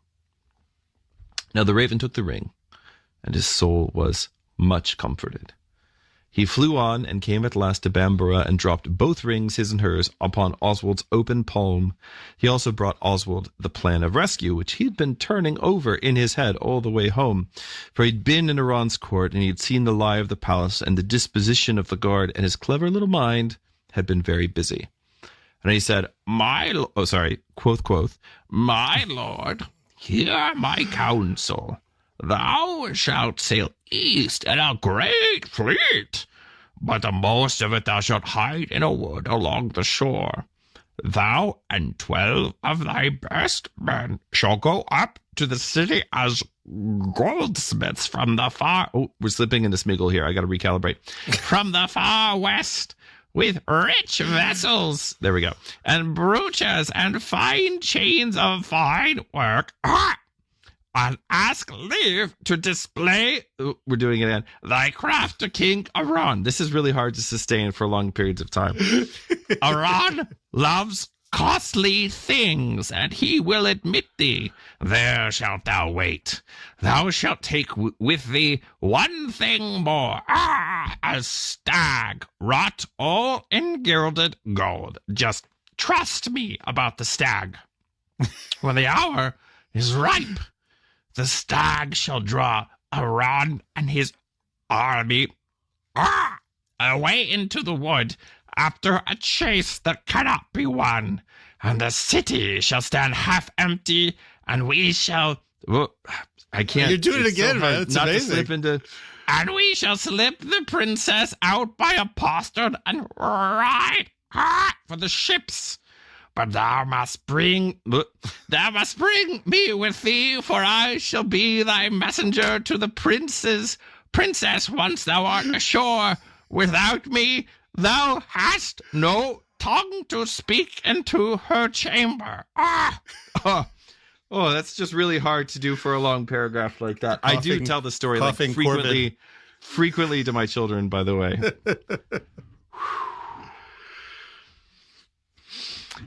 All right, yeah, so Oswald gives orders that a stag of gilded gold should be wrought by the goldsmiths of York and stowed in the foremost ship. No idea exactly how he's going to use it yet, but he commands for it to be, and commands the fleet to be made ready. And finally, in the busyness of preparations, everything is done except for one thing. And he set sail, having forgotten one thing. I'll bet you can guess what it was. Oswald gathered his hosts and built a fleet and sailed east. He landed in Aron's country and pitched his camp in a hidden wood. By the raven's earlier counsel, he and 12 of his nobles set aside their armor and dressed in plain clothes, and took with them rich vessels and brooches and chains of fine work, and went up to the city as goldsmiths from the far west, asking leave to display their craft to the great King Aron. Aron loved costly things, so he admitted these foreign goldsmiths with great enthusiasm. They sat in the lower court, and the women of the household came to marvel. At last, the princess also came, and Oswald, although completely overwhelmed by her beauty, as anyone would be, had to pretend as though he were nothing more than a foreign artisan. Day after day this went on, the goldsmiths showing off their wares, and the princess waiting and waiting for Oswald to come and rescue her, and Aaron unsuspicious about any of it. Day after day this went on, Oswald waiting for the raven. And that was when he realized what he'd forgotten. The raven! He had left the raven in England, and the stubborn bird, no doubt, slighted, had stayed behind, his one messenger to the princess, and he had stayed behind. Oswald prayed in the lower court at night very quietly with his head against a pillar. He asked God for the raven or for a way without him. The answer came in two parts. Of one part, Oswald saw nothing for many weeks. The other part, he set in motion himself. He resolved that he would act without his messenger and trust the plan the raven had made and trust God to answer his prayers. He gave the signal. A wonder appeared in the wood. The stag of gilded gold, with a hide that flashed like the sun on water, beautiful though lifeless, was miraculously enlivened and began to walk, to run, to bound. It dashed among Aaron's hounds, and when the king's huntsmen saw it, they cried out, and Aaron himself caught the fever of the chase. He summoned his captains and rode out at the head of his army, leaving the city half empty, sworn not to return until that gold-skinned stag was killed. The stag led them very far and very fast, and they could not come up with it. And while the king and his army hunted vainly through the wood, Oswald slipped his princess out by a postern and rode for the ships. The stag, when it had drawn the heathen far enough away, broke from them like a storm cloud and was not seen again by living men. That's all very cool and all, but pretty cool. In the meantime, I must tell you what's going on with the raven. Oh, okay. Meanwhile, that's how he would want the story to be. Back in Bambara. Meanwhile, back at the castle, the fleet made sail in the great press of the embarkation and the wind sitting fair and everything going on. Oswald forgot the raven. The bird was to, of course, come with him, to have boarded his own ship in his own cabin, to be sent ahead at the proper hour. But Oswald forgot, and no one else called the raven from his perch. And the raven, and his pride wounded, because, he can fly. He could have caught up, right? His pride wounded, he sulks at home in Bambara for nearly a year. Now the servants, no longer minded to flatter a creature whose patron is over the sea and is quite difficult to deal with under the best of circumstances, began to put his food in a low place, where else but where the dogs ate. Oh, man. The raven, as we've established, does not care for dogs. And he would not eat with the dogs. He shouted at them. He hurled abuses on the servants in his perfectly clear speech. It's not always great when you gift certain animals with the gift of speech, especially if they are possessed. Yes, indeed, cuss and corvid, when they are possessed of a robust vocabulary, shall we say. Many of the words he had, of course, picked up from the French while he was on the continent, and many of them were also good Anglo-Saxonisms. But the raven was fluent in them all. And the cook and the steward answered and said, "Eat with the dogs or don't eat at all. We don't care." And so the raven did not eat, and his feathers grew dull and bedraggled. His wings forgot the use of the air. He sat upon a high beam in the empty hall and brooded. And chiefly he brooded upon this, that somewhere across the sea his lord was, even now, presumably executing the plan that the raven himself had given him. "This whole thing was my idea," he croaked to himself and to everyone else, even if they didn't want to hear him. "The fleet, the voyage, the goldsmith rose, and the golden stag. He has taken all of my counsel and forgotten the counselor." This is funnier even in German, I would assume. Meanwhile, God, hearing Oswald's prayer in the lower court at Iran city, he sends an angel to fetch the raven. And the angel comes, and he finds the bird upon his beam sulking.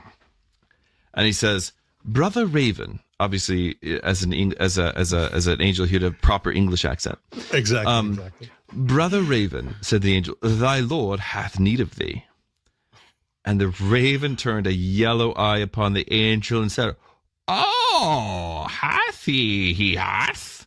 He hath remembered me then, after how long? And he begins telling off on his long pinion feathers. A year and more I have sat in this hall, and not a word from him, not a decent meal from his servants who feed me with the dogs. I will tell thee plainly, I am not going. I cannot go. I am too weak to fly, and I have many grievances. Hear them. Against the cook, and he names the cook by name, and against the steward, and he names the steward by name, and against every other ungrateful soul of this household who have forgotten that I crossed the sea for their king while he sat at meat. Let him fly his own errands henceforth. Ah! The angel patiently listened to all of this and said, Thou art surely too weak to fly. Let us prove it. Try to rise to the height of 3 spears. If thou canst not, and surely thou canst not, thou art absolved, and I shall trouble thee no more. Now this struck the raven as a very fair offer. So he's certain that he's too weak to fly to the height of 1 spear, let alone 3. So he launches himself into the air, intending to flap as pathetically as possible for a few feet, and then falls to the earth. But just as he does so, the angel sends a wind, and the wind, one could say the angel is in fact the wind beneath his wings. Yeah. Nice. And he raises him up into the air, higher to the height of 3 spears, then 4, then 7, and then 12. And when the raven tries to come down, the wind won't let him, and it bears him eastward, will he or nill he, over the sea, at a great pace, until miraculously, at what should have taken weeks, took only 4 mornings, drops him, ruffled and still complaining, into the camp of King Oswald.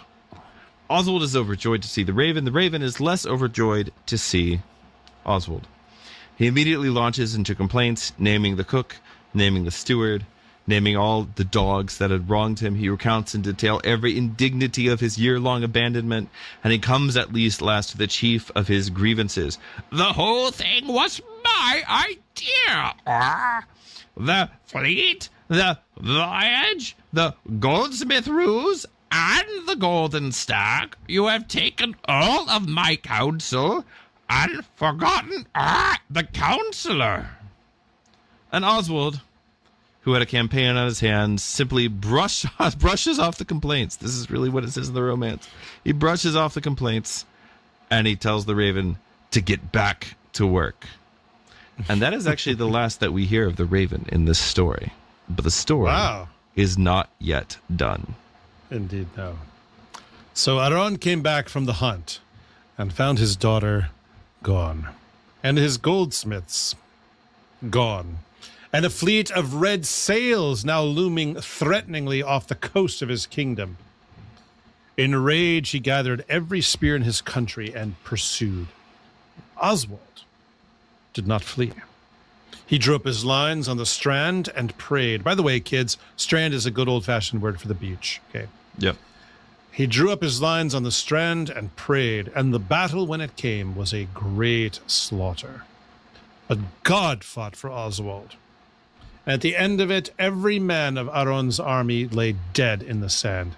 Only Aron himself was left, taken alive and bound.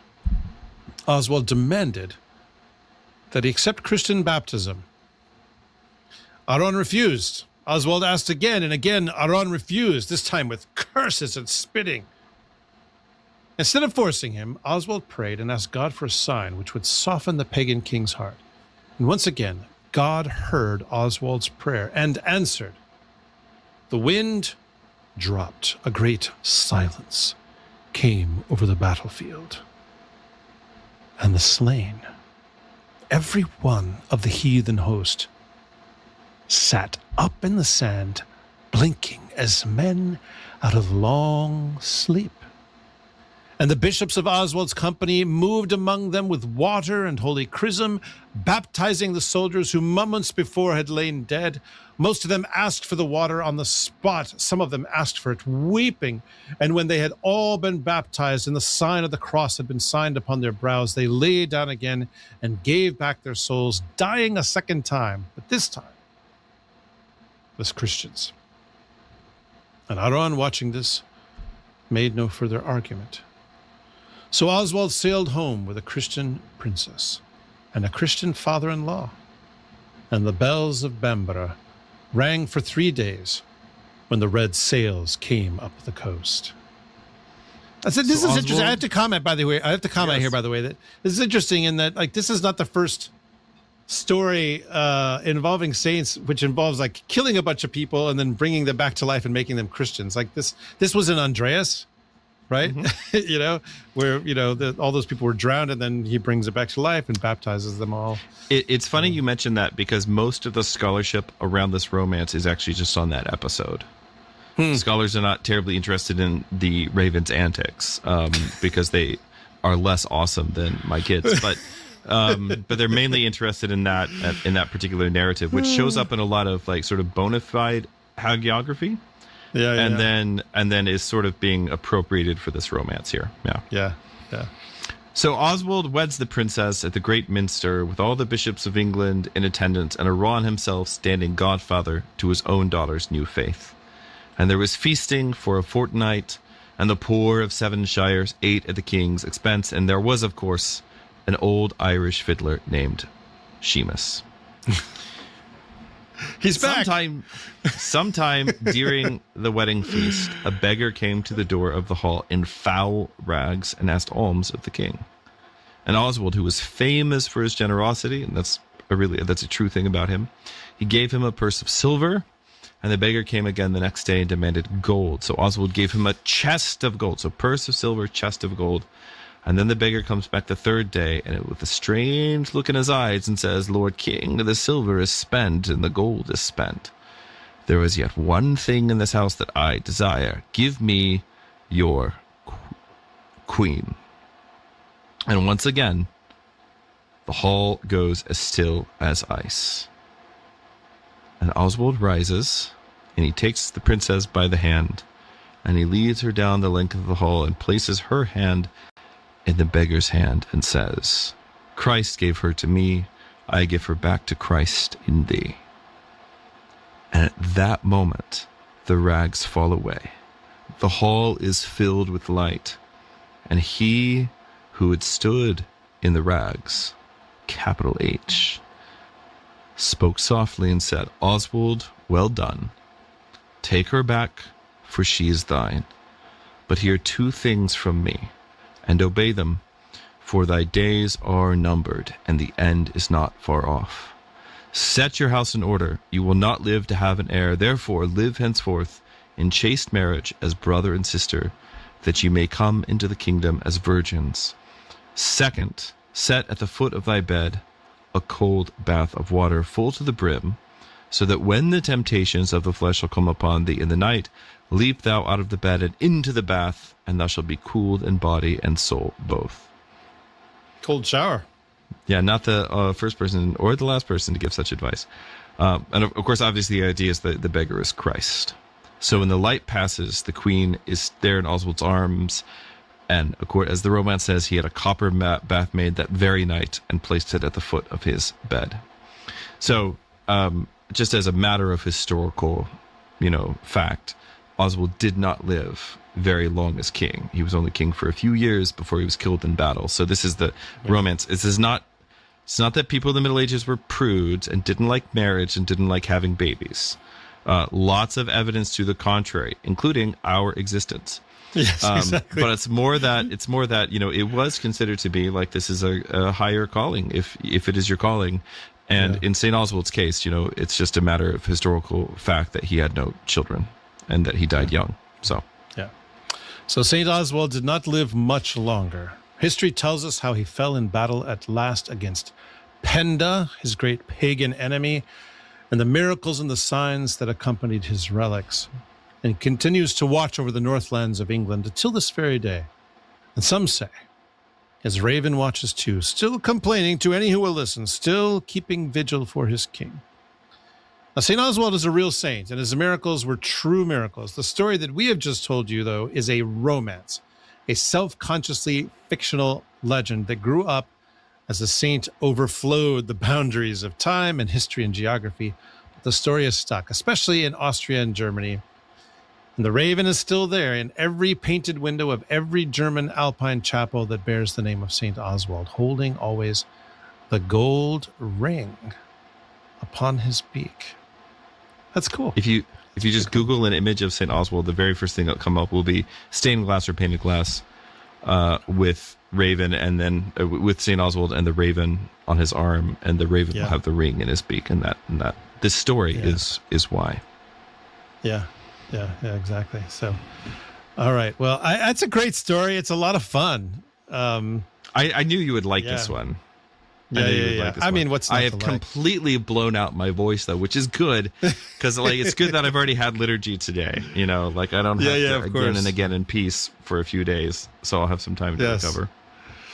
Yes, you can pick up your Pocky later. That's right. So, anyway, well, let's have a look at the chat and see what kinds of interesting things people are saying. I note, by the way, that we have someone that tuned in from Brazil. So. Hello, Brazil. Welcome from your far north of you. I think you might be the first Brazilian to tune in that I'm aware of, anyway. I had there are actually Brazilians of them, but nice. I had a very lovely talk with a young lady from Brazil, and there is what's interesting is that there's something interesting happening in Brazil, a similar kind of awakening amongst young people that's happening here in the U.S. So it is really, really wonderful. Yeah, exactly. Let's see. A lot of references to, going from eschatology to scatology with regards to the horses. I like Savannah saying, my husband just walked into the thing about the horse peeing and he is very concerned. Listen, if I ever make a podcast where you walk in with no context and you're not a little concerned, then I feel like I'll have failed all of you. Just be normal. Why can't you just be normal? Yeah, exactly. So, guys, this is a live radio show that we just did. That's true. It's true. So Sam lets us know that he's never been turned into a fish himself. I mean, that's good. That's good news, probably. Yep. Other things I'm not going to read out loud. Thanks, Pierce, for that. I appreciate that. Yes, exactly.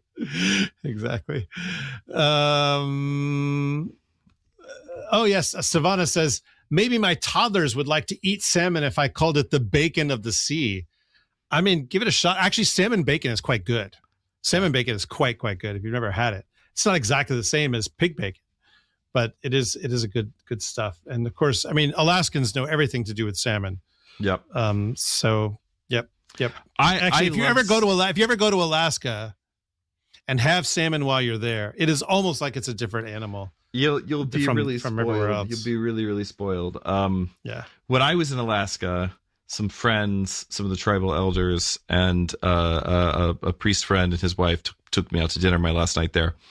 And we just, we're sitting, overlooking the bay, and we had a bunch of seafood, and it was incredible. It was pretty awesome. You cannot beat any seafood that they caught over there. Yes, exactly. I remember one of the best fish that I ever had in my life was in Lithuania, and we were up in the Cronian Spit, and we were at this place, and somebody told me, "Oh, order this." I don't even remember what kind of fish it was. Sturgeon, maybe. Anyway, it doesn't matter. It was great. I was like, this is the best fish I've ever had. And the waiter was like, "Oh yeah, we caught it over there." Like that's the best. That's the best fish is the fish from over there. Yeah. And I will say, I mean, salmon, of course, is the big fish that everyone has in Alaska. Very worth it. But when I went there a number of years ago, and I was with Father Innocent Dresdo, who was the priest of the cathedral there in Kodiak, St. Innocent Cathedral. No, sorry, not St. Innocent. Holy Resurrection. Yes, Holy Resurrection. Yeah. St. Innocent is in Anchorage.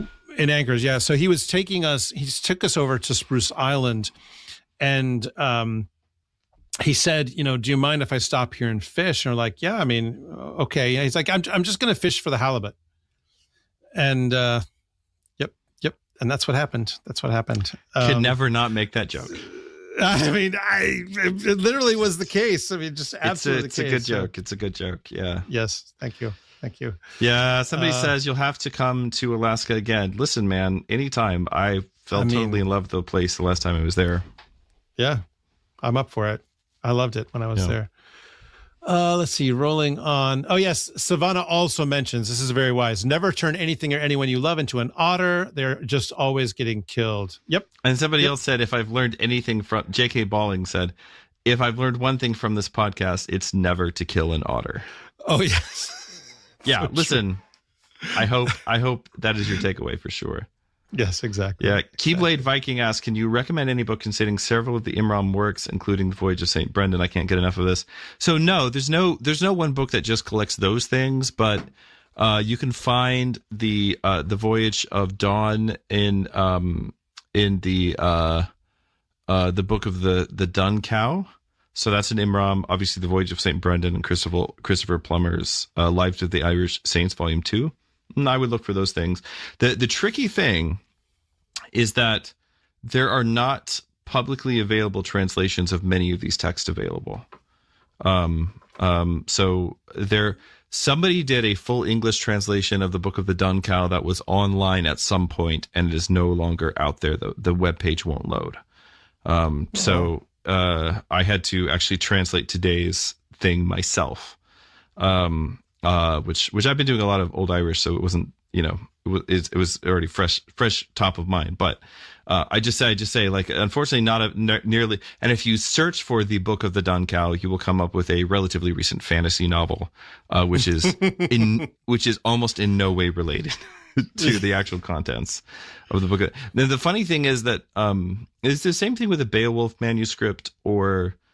A lot of these medieval collections, including Hulk's book, which I did my thesis on, there are, in the Middle Ages, they would collect all these things together into into basically collections of like important lore about their world, right? The place that they lived in and so on. And so like in the Hulk's book, you have, important text on how Noah's sons divided the earth between them, and then also sagas and also poetry and also, all these different things. Like these are things you need to know to live where you live, right? The Book of the Dun Cow is the same way, but modern collections never just give you the book. They'll sort of like cut things up and arrange them thematically, just along different lines. And I understand why that's the case, but I do think there is a case to be made for editions, which are just, listen, here's everything that would have been in this collection so that you can actually experience the sensation of saying, oh, wait a minute, all these things actually belong together as part of a cohesive understanding of the world. Yeah. So, Julie Brom 2144 asks, is the name Muirgen related to Saint Muirgen? No, completely unrelated. I know. Bummer, huh? Yeah, no, there is, I think, a Saint Morgana, something like that. There's a few fun, like if you dig into Irish and Celtic saints, you can find some sweet lady names. So LSS 16839. Could you give us a more pronounceable username, if you don't mind? Says Dr. Vegan Garoyan would be amazing to talk about Hans Christian Andersen. I mean, if he wants to come on the podcast, he's 100% welcome. I could reach out to him. Yeah, I know that he's been had some personal difficulties lately, but if we could get him on, I'd love to have him on. He'd be great. Absolutely. He'd be great. Yeah. Absolutely. He's the guy for that for sure. Yeah. Lots of stuff about Hans Christian Andersen, the Little Mermaid. Sam mentions, by the way, this is true, that Hans Christian Andersen actually he sort of obsessively stalked Charles Dickens. And when he came to to England, to London. And, Dickens just was being very polite to the guy, but then he ended up out of sheer politeness, let the guy stay at his house for a long time. And I guess it really did not go well, which is just kind of funny to be, these two. Well, what great writers. I guess Hans Christian Andersen never heard that old proverb, guests are like lutefisk. Yes. Right. They start to stink after a few days. Yeah. Yep. So let's see. Savannah says of his version of, you're right, Savannah. I actually do think Hans Christian Andersen's version is better than the Disney version because in his version, the Little Mermaid wants her soul more than she loves the prince, as well you should. And so sacrifices her life for the prince, and she earns a soul that way. Yeah, that's right. Yeah. So I like that. I like stories with sad endings. So do I. Almost obsessively so. It really bums my wife out sometimes because I'll write a story and I'm like, "Ooh, let me read this one to you," and we get to the end, she's like, "Really, you did that to me again?" But should have seen that coming, dear. I mean, well, it just kind of and this is a little bit of a telegraphing, by the way, for our next episode. We're going to be talking about some sad stuff. We're going to be heading back to the Big Island for this one. So don't want to give too much away, but you'll love it. You guys will love it, trust me. So J.K. Ballings asked, the raven playing chess reminds me of the seventh seal. Does the raven in this context symbolize death? No. The raven actually for St. Oswald probably symbolizes something more like wisdom. So there's a whole kind of thing going on. Oswald's name, has the os compound in it, which refers to the Aesir, but in particular Woden. Like you might know him by his Marvel name Odin, but anyway, nobody historically called him Odin. The Old Norse called him Odin, and in England he was called Woden. But anyway, Woden, played by Anthony Hopkins in the Middle Ages as well as in the modern period. Sir Anthony Hopkins, I'm sorry. He has these two ravens, Thought and Memory, Hugin and Munin, Thought and Memory, who perch on his shoulders and then sort of like tell him what's going on in the world, but then also sort of symbolize his, Thought and Memory, basically his wisdom and his poetic capacity. And then, of course, famously, Odin is hangs himself on an ash tree, like the world tree Yggdrasil, at the bottom of which there is a well. So spoilers, and this really happened when Saint Oswald was martyred, killed in battle by King Penda. By the way, you may not know this. I mean, Father Andrew knows this, but audience may not know this. Say, whenever you hear somebody has died or some horrible thing has happened, and you say, "May God have mercy on their souls," or "May God have mercy on his soul," Saint Oswald is the first person to have said that. And Bede points it out in his life. He says it afterwards became a proverb, but Oswald was the first person who said it. So anyway. And that became a thing in English. Whenever you hear of some tragedy where somebody's died, you say, "May God have mercy on his soul." But according to Bede, Oswald was the first person to have said this. Yeah. In any case. So when St. Oswald dies in battle and he prays for his men, says, "God have mercy on his soul," he's killed. And then Penda is so furious with him, Oswald's been ruining his plan for years and years now, that he has Oswald's body caught up and then has them sort of impaled on stakes. And this is supposed to be kind of like a dig at the crucifixion, I think. But in any case, what happens is that the raven comes, and Oswald's raven. So Oswald had this raven, and it really freaked the pagans out, and they thought maybe the raven is like surveying the battlefield and whispering into his ear and telling Oswald what his enemies are doing. This is why. So the raven comes, and he takes Oswald's head and his incorrupt right arm, and he carries them to a nearby ash tree. At a place now called Oswestry, which just means Oswald's tree, and he puts the relics of Saint Oswald in the tree, and eventually they fall down. So it's an ash tree, so he's hung in an ash tree, and eventually they fall down, and the place where his relics touch the ground beneath the tree, a spring of water, a holy well, springs up, which is still there today. And so now you have another guy. With a name related to Odin, and he's hung in an ash tree with a well at its base. And he's got a raven. Yeah, exactly. And so all these things, and what you actually see is St. Oswald, Christ through St. Oswald conquering Woden. Yeah, So, I mean, anyway, it would have been weird for the Germanic pagans. Like it would have been weird. Like in the Old English sense of weird. Which we'll talk about that next time too. Yeah. To see this guy that's kind of like got all this sort of Woden sort of imagery about him, and yet he's a Christian. So, yep. So, with regards to your Raven preacher voice, Savannah says that you sounded like the Disney Robin Hood Sheriff of Nottingham. Which is really one of the great Disney movies. Any comparisons to the Disney Robin Hood cartoon, and no other versions of Robin Hood made sense, there are only two canonical versions of Robin Hood. One is Errol Flynn, and the other one is Disney's animated Robin Hood. I love them both massively. But yes, any comparison is flattering. Thank you very much. That film is 1/3 of the basis of my entire personality. I will not. Yeah, I loved it. I loved that when I was a kid. I loved that. I loved that. I watched it the other day with my kids. I still watch that movie. That's still good. Yeah. Still holds I can still up, sing the music. Yep. Oh yeah. Yep. Oh yeah. Yep. But not in Nottingham. That's right. Anyway, oh boy. All right. Yeah. Sam Cook asks, "What is gilded gold? Is a stag made of solid gold with gold leaf on it?" I don't know, Sam Cook. I'm just.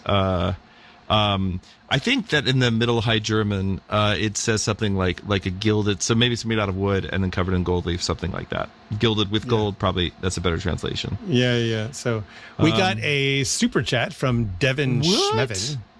I can't even wear a T-shirt anymore for this Blessed Feast. I imagine sirens as participating in inverse liturgy, beings who orient toward the void, the formlessness of pre-creation. Why he's diving deep here.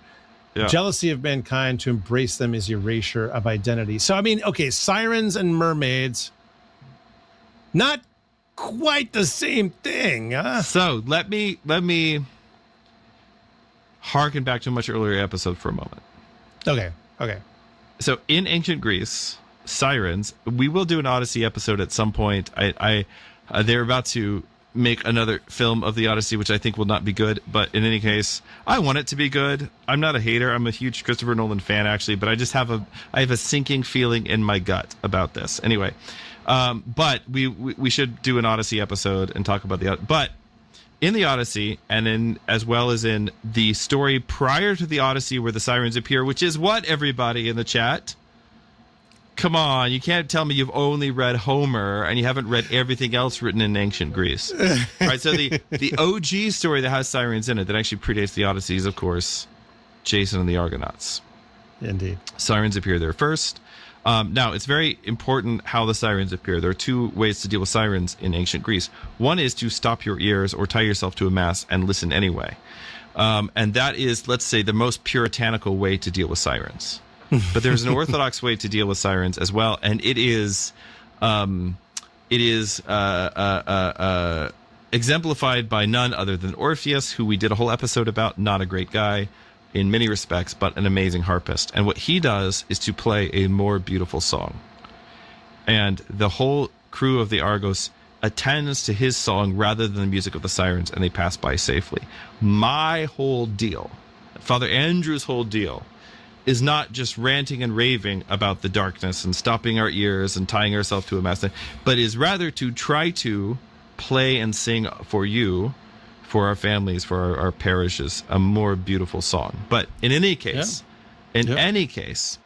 sirens in ancient Greece are bird-human hybrids. They're women, but they're bird-human. It's not that they're gorgeous, it's that their song is entrancing, and it's not that their song is actually calling you down to the depths of the sea. It is actually that they are promising to tell you secrets about the world. Yeah. Wisdom. Including what's happening. So this is what they promise Odysseus, that he can find out like what has happened to all of his buddies. So they're basically the Greeks, they sack Troy and they do a bunch of really terrible things, and in the process of doing those terrible things, they're all cursed with these different fates, and none of them get home safe except for one guy. Yeah. And that guy's not Odysseus. Odysseus does not make it home safe, or at least not until he's been on the road a long time. In any case, that's what sirens are. Now, this idea of sirens becoming the Starbucks logo, this takes more time. And the way that it seems to happen is actually through an Old English reading of the Book of Enoch, which we talked about in our Beowulf episode, and in which the Old English because there was an Old English translation of the Book of Enoch, which was being read in England contemporary with the composition of the Beowulf poem. And what they do is they take that idea, that word siren, and they're probably not the first people to do this, but it's important for English. Is they take these the sirens, the monsters that the mothers of the Nephilim are supposed to have become in the Book of Enoch, and they translate it as mirwif, that is a sea wife, right? And so at some point it becomes, they become these aquatic things, but that's not until much later. So it's interesting, this idea of inverse liturgy, or orienting you towards the void. Originally, it's more like, let me give you secret knowledge that God has not chosen for you to have. Yeah. And then it kind of morphs from there to being this sort of monstrous thing. And that is when I would say it really does become anti-liturgy, in the sense that, right, if the sirens are actually the mothers of the Nephilim, they're the mothers of the all these monsters that come from the line of Cain, and so on and so forth, that they're trying to get you to participate. And so what Enoch says is that they're the ones who teach humanity idolatry. And you have the same kind of thing happening. It's after the depredations of Grendel and his mother that the Danes and Beowulf, they go back to idolatry, right? So anyway, that's the connection there. Yeah. By the way, before we wrap up, we actually have a little cause. I was just noticing this. A little cause for celebration. We have just recently Feast of the Ascension. So that's a big it is the Feast of the Ascension. That's a huge cause for celebration. But this podcast in particular has a little cause for celebration, which is that we just recently passed 7,000 subscribers. I feel like it's a very auspicious number. Yeah. No, it's not holy cow, dun cow. The dun cow. That's what it is. My bad.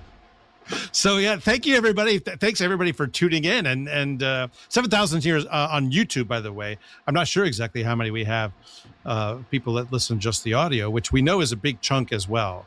So I'm always surprised by how many people just listen to the audio, actually. So no, it's I think it might be even more. I'm not sure, to be honest, but yeah. I mean, this is a fun show to do, and of course we see people asking for episode on the Odyssey. We might have to do more than one episode on the Odyssey. It's such a big thing. Yeah. So lots more to come. Lots more to come. So we have so many possibilities, so many ideas.